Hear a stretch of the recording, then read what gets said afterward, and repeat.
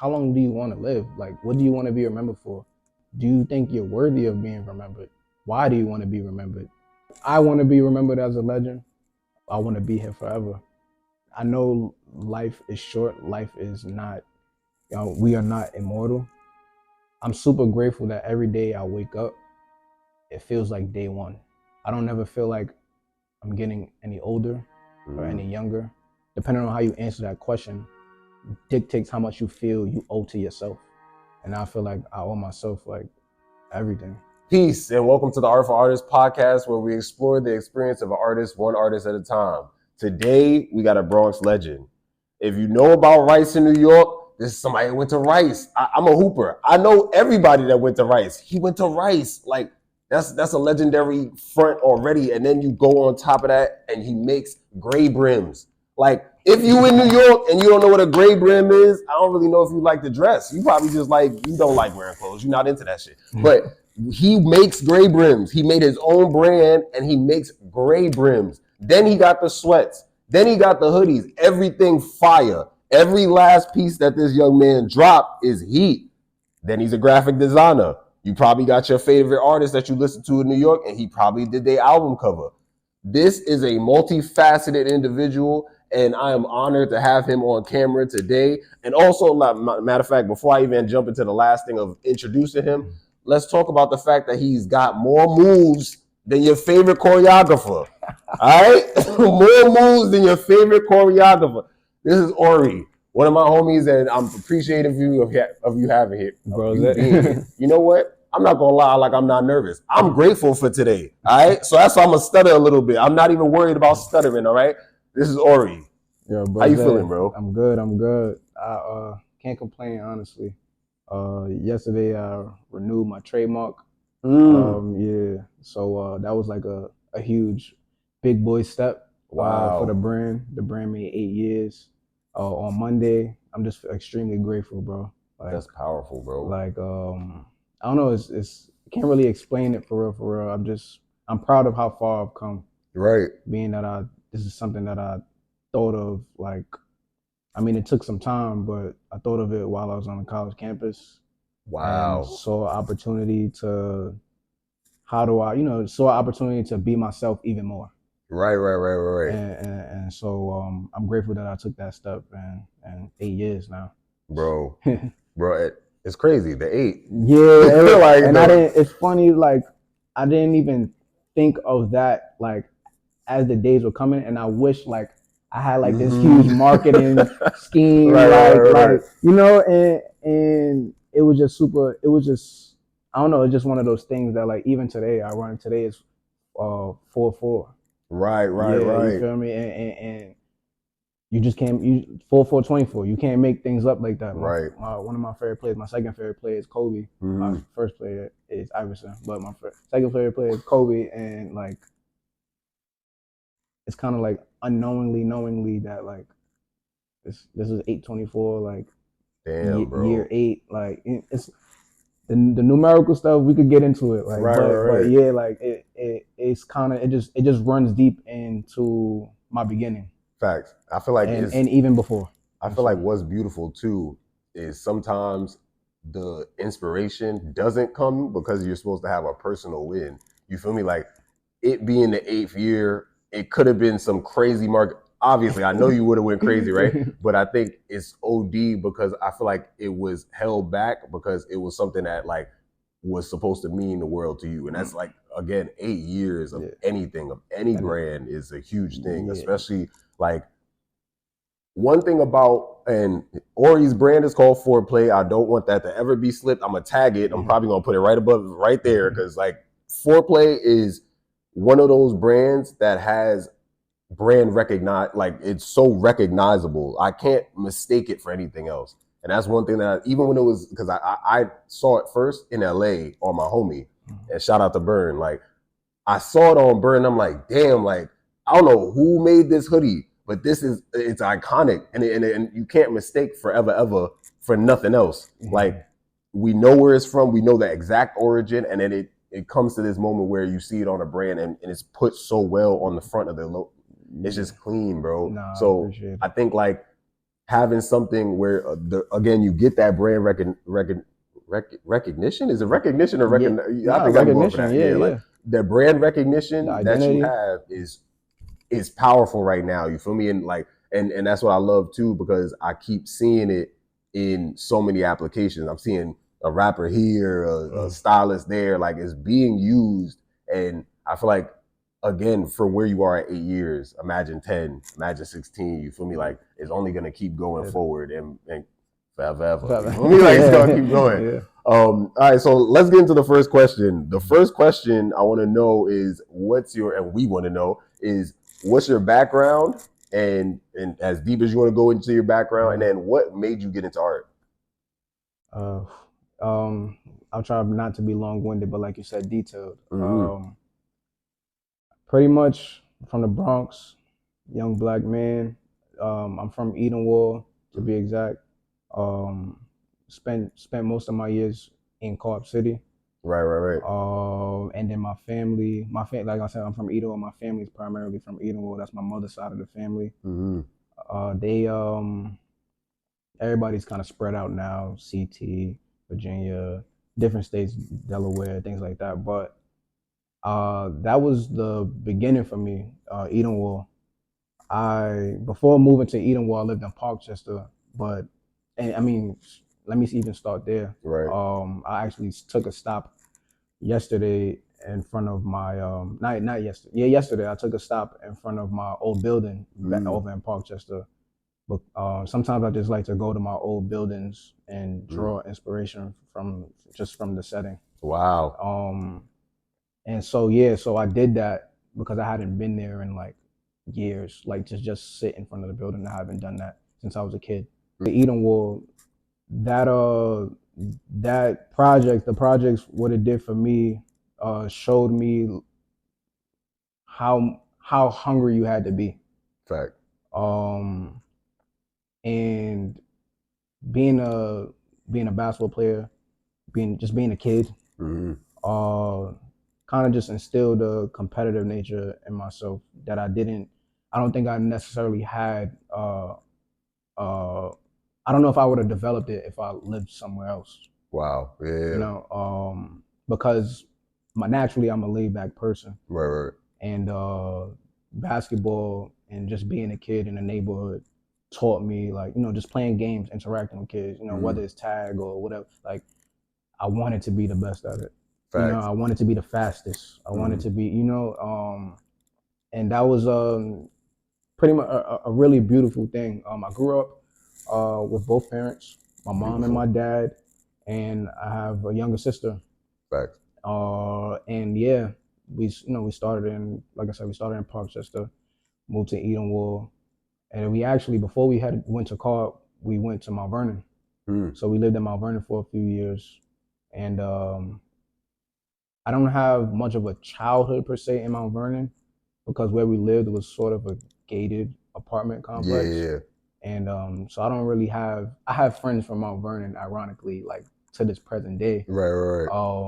Because when I went to high school after Rice, when Rice closed, I went to Iona Prep, and that's up that way. Yeah. And so I have friends that are from Mount Vernon that I went to high school with, but I don't have friends that I grew up with from Mount Vernon. But yeah, being in Mount Vernon and having to travel back to the Bronx or Harlem or whatever, that gave me a sense of distance, and differentiation in lifestyles. Okay, yeah. I feel like in Mount Vernon I was able to really truly understand what solitude was. I mean, even as a kid, I know we locked in on video games and stuff like that, but even just being an artist as a kid, I was always creative. My mom, dating back to, if I'm not mistaken, 96 or 97, she has, and I'm born 95. She has one of my first drawings. I don't know if it was my very first, but she got that history. Yeah, right, yeah. And it was just a bunch of scribbled circles on the paper. But the fact that she saw it as an important, like, all right, this is my son's first, and she put it in the what you call it, the sleeve, the plastic sleeve. Okay, The yeah, like laminated yeah. sleeve. She put in this. So like being able to grow up and then always go back and reference that Facts. was, for me at least, was like understanding the importance of what I've done, Mm. even if I don't remember doing it. Right, But of like course. it has to hold some importance because look how well taken care of it is. Mm. So and this is in this drawing is in the same photo album as all of my baby photos. Right, So it's right. like, It's identity. yeah, it's Yeah. super identity. So I was able to learn that. That's not like I'm super grateful for my parents because I was able to learn things like that most kids don't. Some not most, but some kids don't have photos to reference That's a from, fact. Yeah, or yeah. just like things that they created like that. Normally we just throw it up on the fridge and like call Yeah. it, but my mom chose to put it, like protect it, Right, right. and so that's something that yeah, early on I was able to like hone in on. But even just like I said, like back to the competitiveness, Mm. being a kid, like I said, whether it was tag or trying to race the skateboards down the block, or Right, right. like whatever it is, basketball, like that was just something that like allowed me to like see where my potential was. Yeah, and And you wanted to win, right? And right. I feel like one thing that you touched on that like is super interesting as well, right? Because with the idea of the question of you how you got into art is like, do you feel like the way that your mom treated that first one solidified what you believed, what your creations were? Because again, like if you just seen it as, I feel like sometimes in your early years, you're learning what you're doing. You feel what I'm saying? Like if I drew that first drawing and somebody treated it fire, it might make me want to make more. Just like if I sang at church and everybody's like, "Go ahead, baby," or "You doing okay, baby," like you get two different Yeah, reactions, and one of them is going to feed you to do it to do it more, more. or one is going to make you just stop. You feel me? And I feel like with that treatment, you feel me, of laminating that first thing, that again, I don't know if you probably don't remember, but like if it even felt like something that was important to you at that point, like because it was treated that way, do you feel like that encouraged you to make more and to continue going down that path? Honestly, it wasn't. So my parents were like super encouraging in anything I did, Right. whether it was dancing, art, basketball. Funny enough, I never tried another sport. But literally whatever I decided to do, Right, right. they pushed me. If Yeah. they see my love for video games, they bought me more video games. They bought me more. They made sure, like, It was fed. yeah. So but yeah, like the I guess just being an artist and seeing moments like that, or rather being able to reference those moments and go back to like physical, tangible items. It definitely gives me, like I said, it shows me like the sense of importance. It allowed me to respect history. Right, right, right. Wow. Yeah. Because that's my own history. Yeah, that hits. Yeah. You feel me? So yeah, they were super encouraging, and I already had this like this or organic love for art. So, and as a kid, I've always been like super aware of my surroundings. I don't really know why, but like I've always been like, I can vividly remember walking through preschool hallways and through classrooms and stuff like that. Yeah. Like I may not remember everybody's name, but like I vividly remember, like if I went back to the building, I know my way around. Wow. And I can see it like replaying in my head. But I was like always super aware of that, of my, of I guess space, Yeah. of space. Yeah. And that ultimately allowed me to like be more like, I guess, recognize the space I hold. Right, right. And this is at an early age. And of course, like, like doing as a kid, it's all free will. But I took it a little more serious. I really don't know why, but I took it a little more serious. And whether it was like doing like the hand paintings, like I took that serious. Or like Nah, that's OD. like making like the little butterfly or construction paper, whatever it was, like being creative. Like I don't know, I just took it a little serious. Like, Yeah. and I'll be happy or ecstatic to bring home something I created. You know, like that was like just something that it just in a way I was feeding myself. Right. But yeah, like it's my love for art has as far as long as I remember, it's always been there. Wow. And and then even with upbringing in basketball, my first basketball game, I was 4 years old, and I was playing. If I'm not mistaken, I was playing 6 and under, or yeah, I was playing 6 and under. Yes, and my dad was the assistant coach of the team, alongside of my other two coaches. Shout out Bud and they being the youngest on the team, they allowed me to still get in the game and things like that. And that's where I first, like, again, understanding the space that that you occupy, that I occupy, being the smallest on the court. Right. I remember, and he probably doesn't remember this, but my big bro Emmy, I remember him saying, he's like, yo, Ron, you the smallest on the court, so you should steal the ball.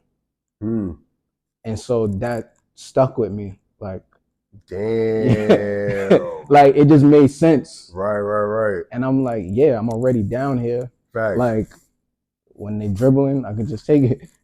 And so like my first game, I can't remember how many steals I might have gotten, right? But I do remember like the passion for, like, once I heard that, like I was ready to go. Like, and of course, like first game being intimidated, getting subbed in, the whole feel, like being jerseys like all the way down here. I still have the jersey. That's fire. So like understand, like even my parents holding on to the jersey, the first jersey, like things like that. Like I was like I said, just respecting my history, being able to reference these things in my own craft.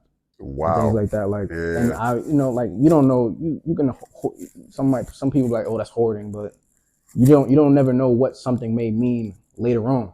So for real, that's it. So yeah, so like I said, I'm super grateful for how my parents molded me, even if it wasn't intentional. Right. Me being their first child, they just wanted to have everything first. This is first this is first that. And I just found that to be pretty cool, just like I said, just to be able to see these things in person and not just have to like have it through conversation. But yeah, the basketball upbringing, speaking of that game, I was 4 years old. My jersey number was number 4. Okay, yeah, I'm seeing alignment. I'm seeing numerical. And my like upbringing, me and my sister, we're 4 years apart. I asked for, ironically, growing up seeing like Rugrats on TV, and they have a bunch of kids running around the house, and Tommy got his little brother, things like that. Like, I just thought that was cool, and I was like, dang, I want a sister. Right. And she happened. Damn, bro. So yeah, like things like that, and like I said, grew up, and so now it's 4 of us, mom, dad, me, and my sister. So I grew up in a household of 4, and so before, this is things before even making the brand. This is just natural development of like the course of life. And yeah, when it came time to like fully being an artist, when I made the shift from I don't want to say stopping basketball, but pivoting where I saw my life. I honestly always thought I was gonna be like, I use like Tyson Chandler as an example because he's a basketball player, but he's also an artist. Yeah. And I always thought that was gonna be me. Like, I was like, yeah, when I get to the league, like I'm gonna also have like art galleries and shows and whatnot. But I got injured the preseason of my senior year. My knee, I strained my quadricep tendon and Iona prep. and they the doctor is giving me the runaround maybe 6 weeks, maybe 8 weeks, and the frustrating part for me was that I didn't make varsity the year prior at Iona Prep, and so I played varsity B that season, right? Which I'm super grateful for because it allowed me to realign understanding who I was as a player. Because at Rice I kind of got lost in being around so many good players. Although I was good myself, being around so many good players, I kind of was shaken within the competition and didn't, almost to a point I didn't quite understand it, and I lost my hunger. So super grateful for being able to play varsity B at Iona Prep because I was the captain of the team, and being the floor general and things like that, I was able to like redefine or just more enhance all the skills that I didn't necessarily display at Rice to my fullest potential. Right. Although the skill set was already there, I was shrinking. So I was able to like bloom a lot being at Iona Prep. But going back to me being injured the preseason, that year I was supposed to be on varsity A, and with the 6 to 8 weeks in mind and knowing how short a high school season is, I was like, this is probably not the most ideal like situation for me that or anyone wants to be in, of course. And so at the time I didn't have like much offers or anything like that. It was like D3s or and things like that, and I don't know, I guess because I always was an artist, it like the switch just flipped immediately, and I was like, oh, I don't have to do this anymore. I can continue my path of being an artist. Wow. And literally, whether I had a crutch or a cane, walking in the hallway, like I always found my way back to the art room, the art classroom, because Iona Prep was a campus. And so yeah, I would always find myself back there and just letting out my passion, Wow. And before anything, I'm a hand drawn artist, a pencil artist. Yeah. So like that senior year, I was allowed I allowed that injury allowed me to like really hone in my craft. I didn't know what I wanted to go to college for. Yeah. So I actually had time to think about these things. And eventually, I went to SUNY Oswego, and I enrolled there with a graphic design major. Wow. And it was a graphic design major and a psychology minor. And I didn't know anything about graphic design. Right. But something told me that, like, I don't know, there was something in me that was like, oh, I want to do something in marketing. Facts. And I just found billboards to be like the coolest thing. And so I thought I was gonna be like, oh yeah, I'm gonna have a billboard on 42nd Street one day. Right. I'm gonna have multiple. Like that was my thought process. And at the time, I was drawing logos for people. I didn't have no software, no design software, but I was like fully drawing people's logos, fully drawing people's tattoos. Like this time that I had, like that whole senior year, I was like really like leveling up my, again, like spatial awareness, like, and coordination and understanding and learning things on my own that somebody would normally go to class for. Facts. And I was and I've always been very good at drawing. Like even like back to second grade, I went to school, a charter school here in Harlem called John Reisenbach. It was on 117th. And they wanted to push me up a grade because of how well I was drawing. And that was like really unheard of. Facts. Like to be good at drawing and skip up a grade, like that's crazy. And I mean, I was like student council. I was like the leader of the student council there. What else? It was a few things that I had on my belt that I like. Facts. And then on top of like extracurriculars, I was in the dance program there at the school, things like that. So we had performances outside the school and things like that. We'll travel to Virginia, do performances, things like that. Like, and so I kind of like equipping all this armor, like just like Right. and all these responsibilities, but like it's all free will. It's all like It's like based in free because it's all artistry, yeah, bro. Like yeah. it's crazy because I feel like most of your like, especially because it's funny, even with what you just said, kind of covered the second question, so we might move past that. But like, I feel like out of your struggle with not leaving basketball, but again, that blessing of that time where you had to sit down, like there's no like, let me run out and do a workout, let me run out and run the stairs, let me just stay right here and feel my space, because I love how you put that. Whereas you had to know the space you occupied and you were very aware of it at a young age. Yeah. But with the time and the space to like, let me sit down and like, again, you didn't choose this fate, but it was destiny in itself. So, like yeah. as soon as you sat down, it gave you the space to like, damn, like I could just get right back to drawing and start utilizing that to serve people. And you really was logos for people, you feel me, tattoos for people. These are all very like monumental things that people want, you know, like everybody wants that brand logo that really speaks for them, but a tattoo is something forever, you feel me, right, forever. It's gonna keep coming up, but like you're drawing people's tattoos, and again I feel like and again, correct me if I'm wrong, because this is how I felt when I never really made that full transition out of the game, right? But hooping was only like hooping as soon as I got injured was something that like was like, dang, I really do see how much of my time I was given to this thing, and I'm not mad at it. I love it, right? And I love being competitive and pushing forward. But do you feel like if it wasn't for that moment, it would have, like, that focus and that shift would have never happened? Honestly, truly, if it wasn't for that moment, I remember the moment like I realized I couldn't run. Like I was like, nah, I called this up. I was like, nah, I gotta come out.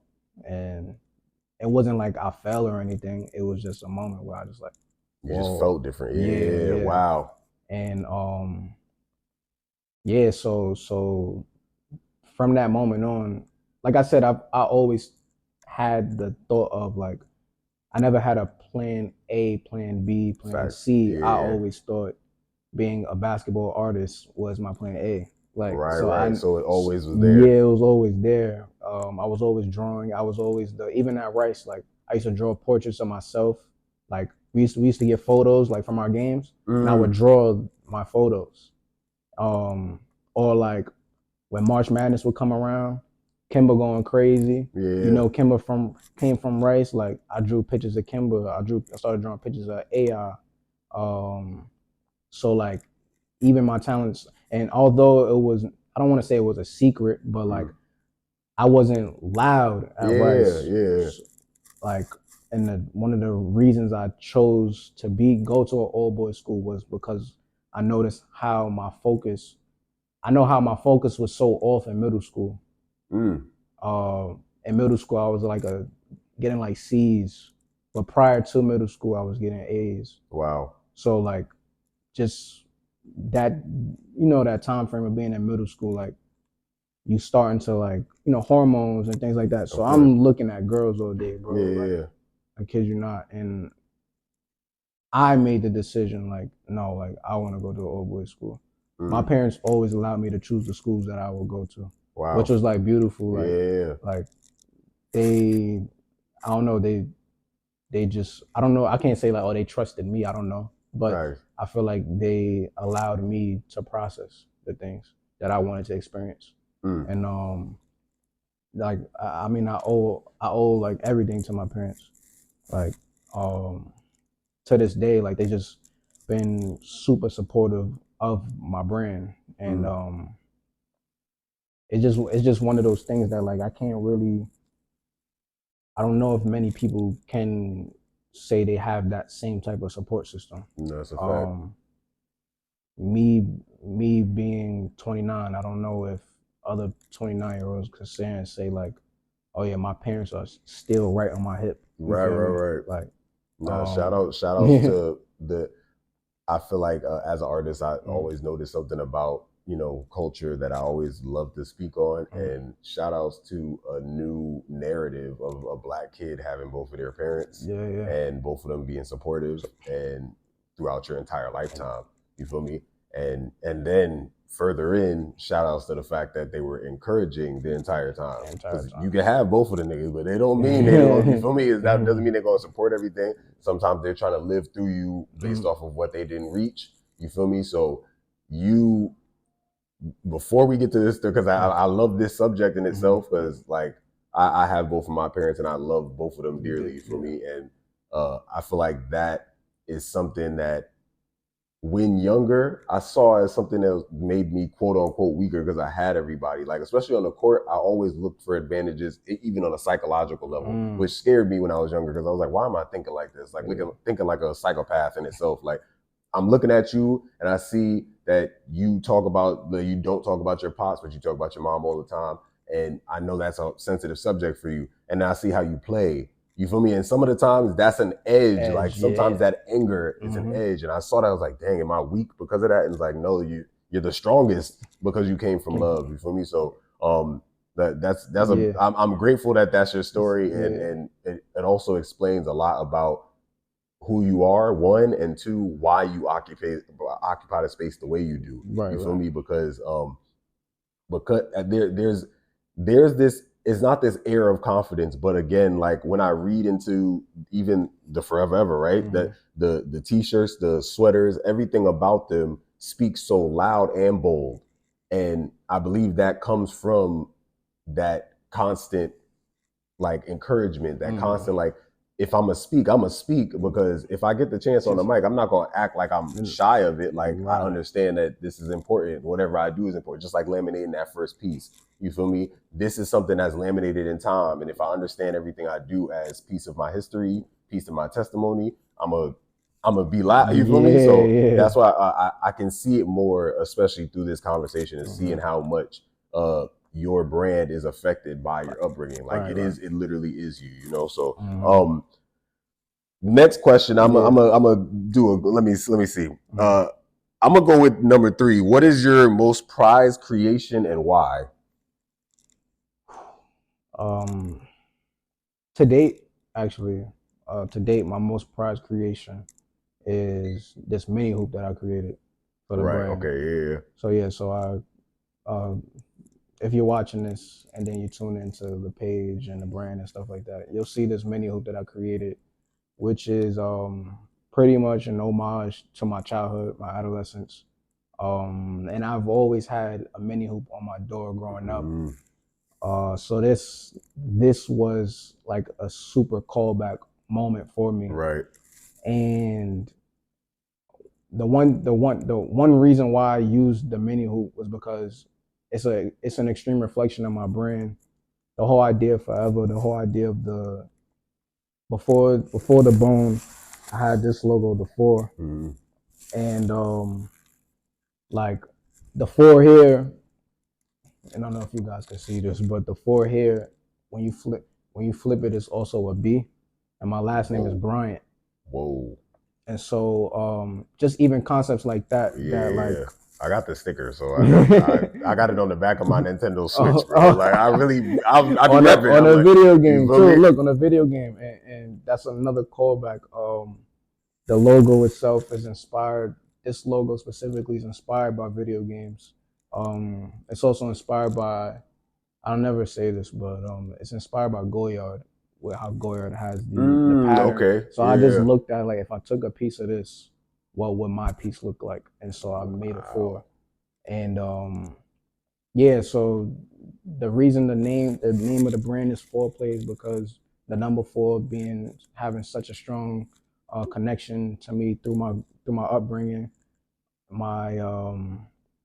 And the play part actually came from, like, say for instance, like a narrator says, like, you press play on a remote or whatever. Like the narration would be as the story continues, and or as the story progresses. And so continuation and progression that's a forever thing. Mm. That's a constant thing. Mm. That doesn't insinuate that there's a stop or a pause. Right. It's just you press play and it goes. Facts. You don't see the ending. Mm. And so that's where the whole brand, everything ties in. It's foreplay means forward progression for fun forever. For fun is like I said, the mini hoop, my proudest creation to date. That's a tap. Like I said, that was a homage to my adolescence. Wow. And that's something that like it's super ironic. On my way here, a kid posted the mini hoop Wow. on their door. Yeah. Yeah, and like that was like super warming for me because that was the reason I made it. Facts. Because granted, like you may get it. Like I know my homies are gonna buy the hoop, but I care about who sees it, you know, and the fact that a kid possesses it is like, and I may even going down to like making the hoop, designing the hoop, and making sure that it functioned just as a mini hoop. Because I was running into the problem where I couldn't get like a breakaway rim, so it can be dunked on and things like that. And so I just did my research and really sat down with it for about a year and a half, and I made samples. Like I made 2 samples of it. The first sample I spent close to 6 months with it. Wow. Just to see like any flaws long term. And then once I was ready and I noticed the flaws, I went back and spoke to the manufacturer about it, things like that. And after that, they made the new sample with the improvements, and even that sample had flaws, but it was so much of a upgrade from the original, right, that once I got it, I was like, yeah, it's time to shoot the commercial. It's like I can't wait anymore. So I gathered my nephew, his friends, a few of my little cousins, and oh yeah, my friends brought their son and nephews, and so like I had this room full of kids, and I like the whole purpose. It was a full circle moment because again, like I care about the kids, because if a kid sees this, like you said, the brand recognition. Right. I remember growing up and recognizing a Polo horse, or recognizing a Fat Farm logo, or a Nike shoes. I remember a Jumpman logo. Like I remember all of those things. And like again, back to spatial awareness. So I understood my spatial awareness at that age and at that point in time. So I know other kids do too. Right. You just have to like expose it to them. And so that was something that was like I said, that was my main goal for the mini hoop, and that's why like that was such a warming moment. Like on my way here, seeing a kid having it, and like just even like how the kids, when we were shooting the commercial, they didn't want to stop playing. Of course, with the hoop. Like and even started getting competitive. Right. And so that seeing. Matter of fact, this was such a cool moment while we were shooting the commercial. Shout out my guy Slick, who shot the commercial. But one of my friends, his son comes up to me, and he's like, Uncle, what's this bone that's like everywhere? Like what? Because it's on the basketball, it's on the hoop. I'm wearing it. I have a shirt. He sees, like, I had all the kids wearing the t-shirts. So he's like, what's this bone logo? Like, he's like, what's this bone? Like, is this your logo or something? Because he didn't know, like, this is for a clothing brand, things like that. He just thinks, oh, I'm shooting a commercial. Like, in his first commercial, he's just, like, in front of the camera. So he asked that question, like, is this your logo or something? And I was like, wow. Like, just like, wow. You get to give the kid a narrative of, like, someone that looked like me having the ownership over this creation. And again, that like Bro, it's so many full circle moments for you, which is Yeah. crazy because again, the forever, you feel me? Like Yeah. that whole idea of it being Can you continuous, right? continue? But it's funny because I think so many aspects of it is about like you giving an opportunity for a kid to experience the blessing that you got to experience, like the life you got to, and again, that's what I love about, you know, your story and your art is you're giving back the pleasant like vibrations of your childhood, the Right. play, the things I remember, the things that again that progressed me because basketball got you to the next plateau. You feel me? Playing on a mini hoop got you to playing video games, making the art. Yeah. So them understanding, especially on the commercial, that's such a like, bro, that's movie Yeah. quality shit. But for them to be sitting there and they don't want to stop, you feel me? Like that in its, and again getting competitive and realizing that you can be competitive without really wanting to, I don't want to hurt nobody. This is a mini hoop, I know that's not a real hoop, you feel me, but it is a real hoop right now. We're gonna have this enjoyable moment. So that's powerful. I love that answer. What do you see for you and your art if you could paint your future? Good question. Again, like back to like the creation, like my goal, that's my first accessory for the brand. You know, I mean, some may consider a hat an accessory, but that was my first like souvenir esque piece, or I call it art because it's usable art. It's like that was the goal. But I see the brand like just, I don't want to say pivoting, but spreading. Because it's an extreme reflection of myself. Because I'm like just so in control and so tapped into everything that I want to do. Like I said, like as we go on, I play basketball, I dance, I draw, I played the trumpet, I acted. You know, like these are all things that I did. I sang.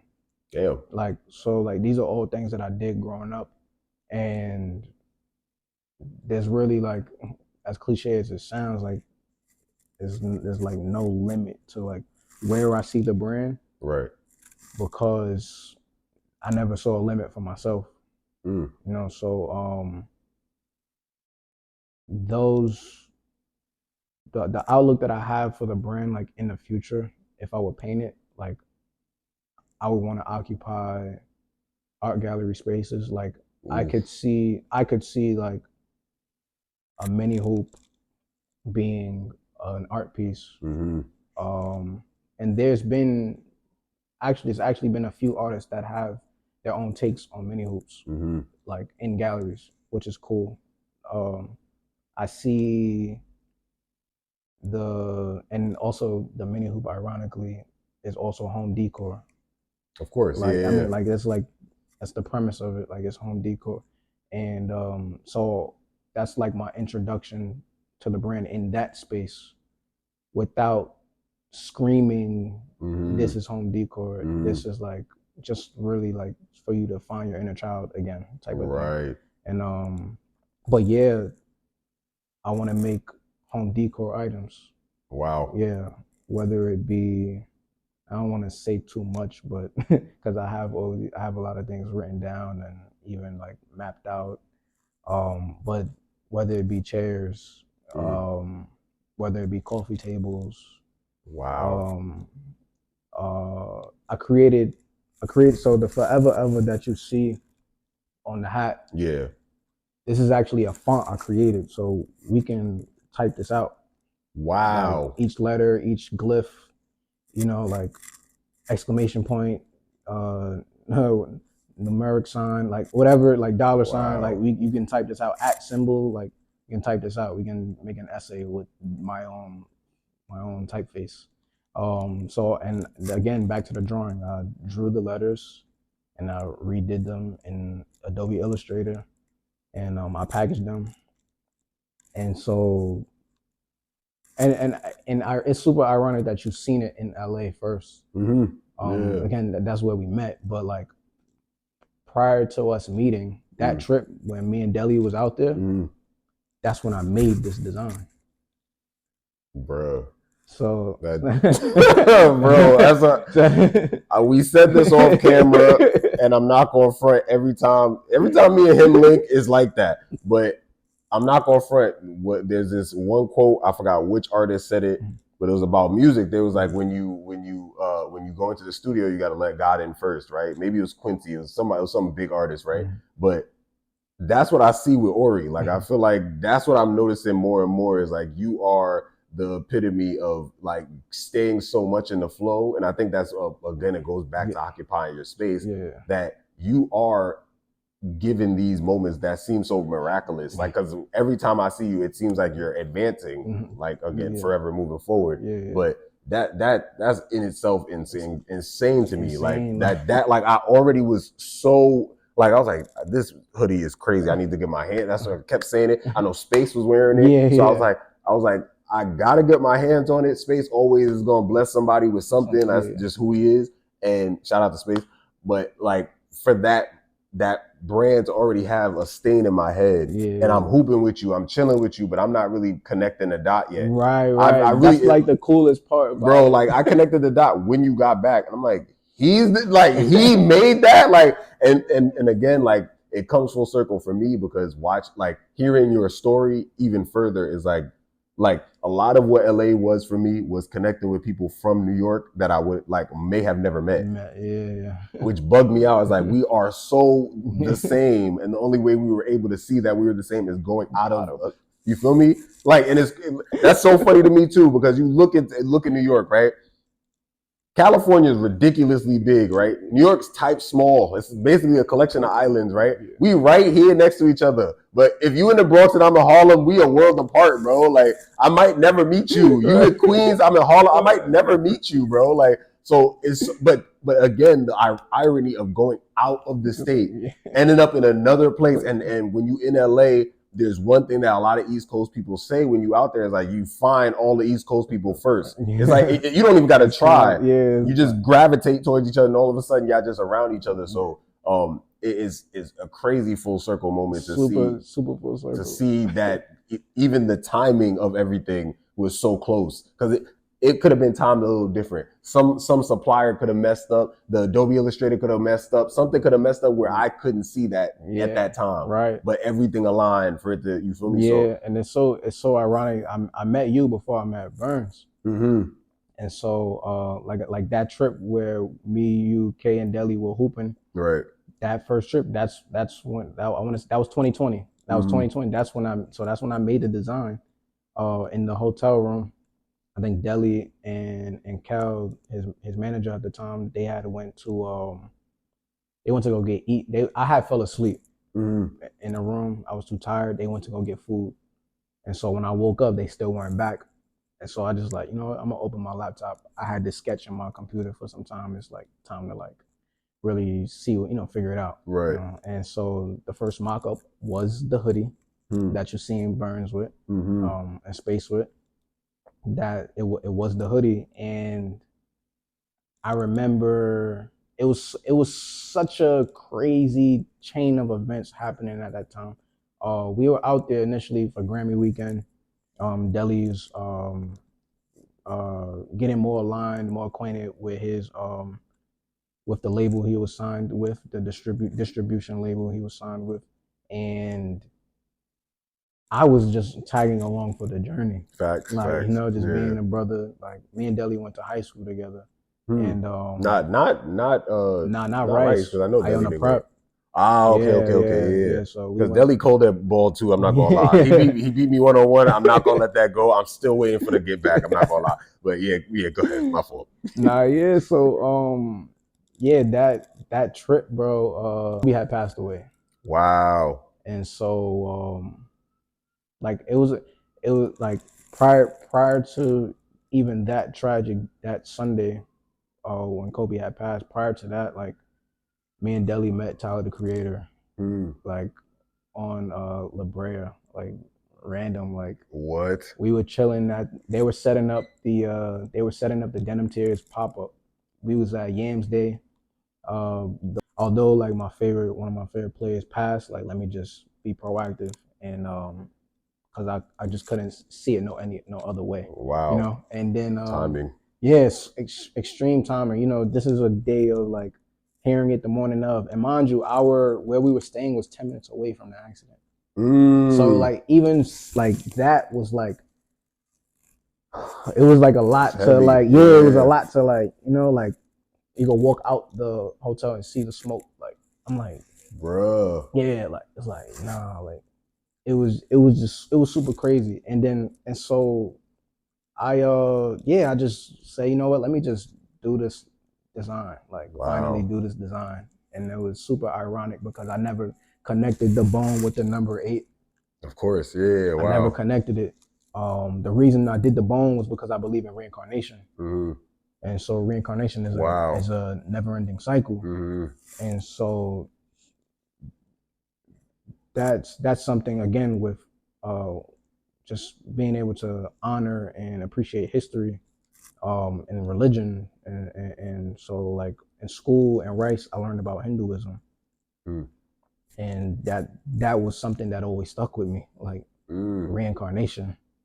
Well, like the way you see things, it really busted my brain, bro. And for real. Like I said, this is just like I said, I'm just building armor, like collecting like all these different things, like.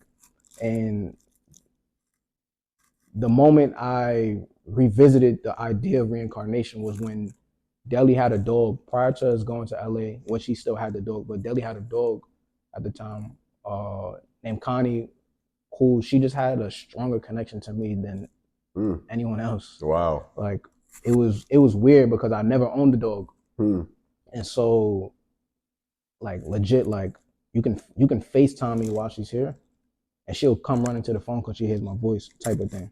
Like that's how like connected we were. And like I don't know, like when it came to like walking her, like she would be more relaxed when I'm walking her. Wow. So like I just was like, yo, like I feel like somebody in my past or like an ancestor or somebody is like, because I never had this type of love from an animal before. So I was like, there's got to be something, like facts. There's someone inside her that just resonates with me. Like, so that's where the whole idea of the bone and the reincarnation came into play. And so then following on with the energy of the tragic day of Kobe passing, I just soaked that energy up and put it into the brand. And that was like when they got back. I remember when they got back from the from getting food and stuff, they're like, "Nah, that's it." Like I can imagine seeing that for the first time. Like, nah, that's it. You know, so we got to a few, because again, I feel like your answers are so powerful that they are answering some of the questions I'm I'm meaning to ask, right? So, because where do you mostly draw inspiration? I feel is like being answered through the fact that like you utilize, again, you occupy your space. So because you're occupying your space, I feel like as an artist, one of your superpowers is spatial awareness. Like your ability to take up space and time and understand how you can explain it through your creation. You feel me? Or rather than explaining the current, you're also explaining the past, mini hoop, which is like explaining the past. You feel me? So if you had one chance to motivate the next creator to get up and start their journey, what would you tell them? This is a question that I often ask myself when I came up with the brand, but as I started to learn more about myself and my past, rather my lineage that came before me. The question is, how long do you want to live? Whoa! Oh God, bro! Why'd you answer it like? Okay, go ahead. Explain, please. Explain further. Elaborate what you mean. And yeah, bro, it's simple as that. Like, I want to be remembered as a legend. I want to be here forever. Like I know life is short. Life is not we are not immortal, but I do believe that because of the appreciation I have for my own history that my parents allowed for me to, you know, have, like I said, these tangible things that I can always reference. I just realized how important it is to. It's funny. Me and my friend, we came up with this.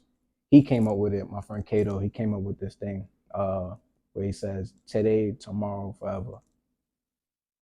And I was like, damn, that's so powerful. I never really thought about that. My whole thing was always forward progression, for fun, forever. Mm-hmm. And so yeah, like, just how long do you want to live? Like, what do you want to be remembered for? Like, why do you want to be remembered? These type of things. Do you think you're worthy of being remembered? Just I constantly ask myself that, and that's always I'm super grateful that every day I wake up, it feels like day one. Facts. I don't ever feel like I'm getting any older or any younger. I still feel like the same kid. And I know how strenuous adulting can be, because it's hit all of us and it's hitting all of us. Right. But I also know the level of strenuity in that, or hardship and difficulty in that, the same power and energy should be attributed to who you always been from day one. Right. Wow. So yeah, it's like one of those things where, how long do you want to live? Because depending on how you answer that question, dictates how much you feel you owe to yourself. And I feel like I owe myself like everything, like literally. Sheesh. I'm not gonna lie, that answer, I'm so happy for the question and the answer. We were supposed to take 30 minutes. Who cares? We're doing a lot of talking. We're doing a lot of soul searching, and we talking forever. So the last thing that I want you to do for the camera, for the people, is just plug yourself in. Every Instagram that they can follow, everywhere that they can find your art. Yeah, you can find me on Instagram at Orie.4. That's ORIE.4. And in my bio, you'll see everywhere else. That's the brand. That's Foreplay NY, Foreplay New York, FOURPLAYNY. And for my design, the design aspect of my talents, you can follow Forever Design, FOUREVA Design. And yeah. Tapped in. Appreciate you, bro. Thank you, bro. Appreciate you for taking forever chatting.